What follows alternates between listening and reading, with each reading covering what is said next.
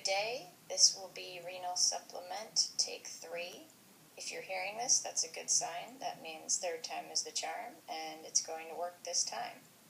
So, hello to all of my fabulous BSc 2086 lab students. I hope you are all doing well. This is going to be a supplement regarding the renal section and what we did in lab last week. And it's meant to enhance your learning and preparation, especially for the quiz coming up, but also for the practical. There's some helpful information for that as well.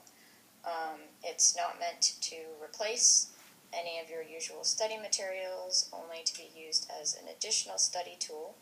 And despite the fact that this is my third attempt at recording this, this is my first attempt at doing such a thing. So I hope that you enjoy it, and I hope that it works out well, and whether or not you do, I hope you will feel free to comment to me as soon as possible via email or D2L or in person next week when I see you, as far as whether this helped you and whether it was able to play and everything like that. So let's get started.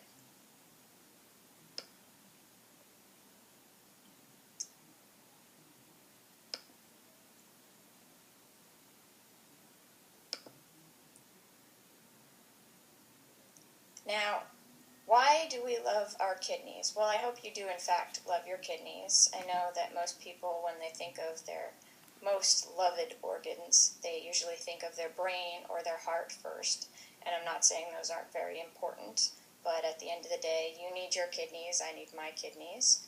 And we do happen to love them when they're doing everything they're supposed to be doing. So what is it that they do? Well, they do a lot of really important things, among which is excretion and clearing. And there's not much of a distinction between excretion and clearing. They kind of mean the same thing, getting rid of things from the body. However, excretion is generally used in regards to the quote-unquote bad stuff. So that would be things like drugs and foreign substances that your body designates as unnecessary from the get-go. Whereas clearing is usually used to refer to the once good stuff.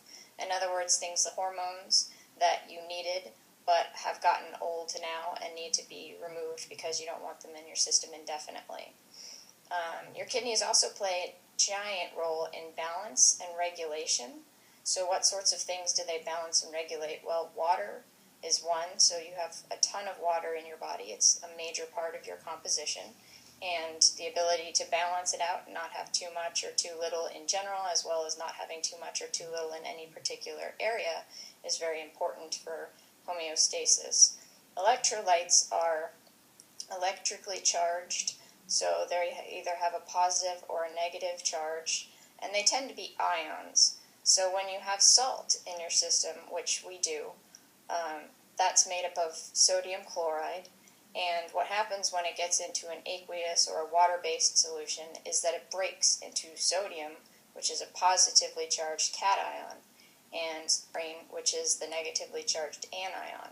And those are both electrolytes.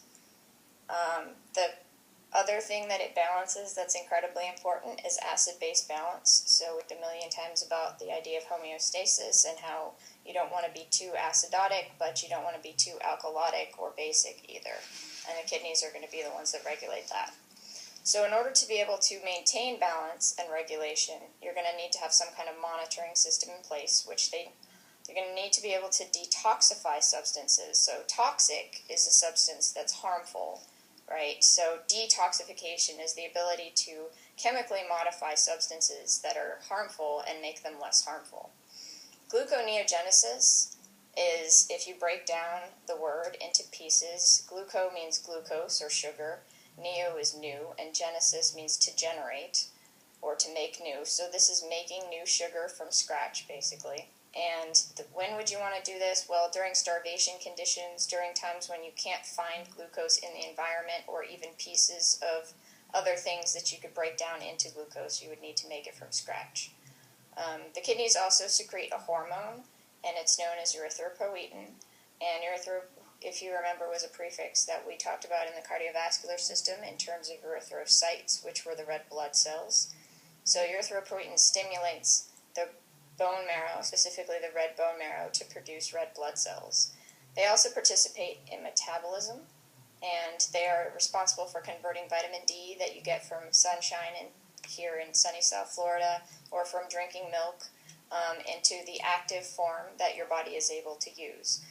This is not by any means an exhaustive list, in other words, an all-inclusive list of all the many, many reasons that we love our kidneys. The kidneys are so important, but this is just some of the major functions.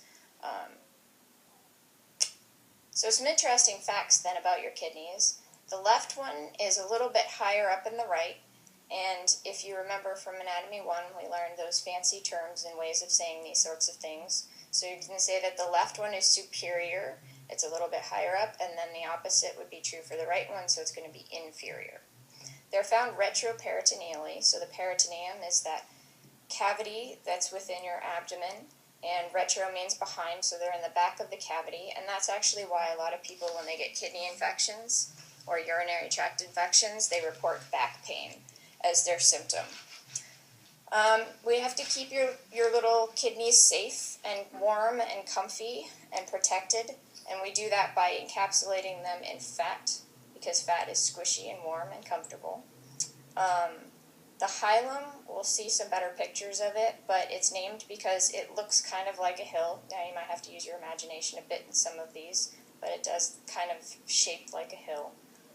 Your kidneys are about the size of your fist, and they weigh somewhere between 4 and 6 ounces generally, and of course there's variations from one person to another and between males and females.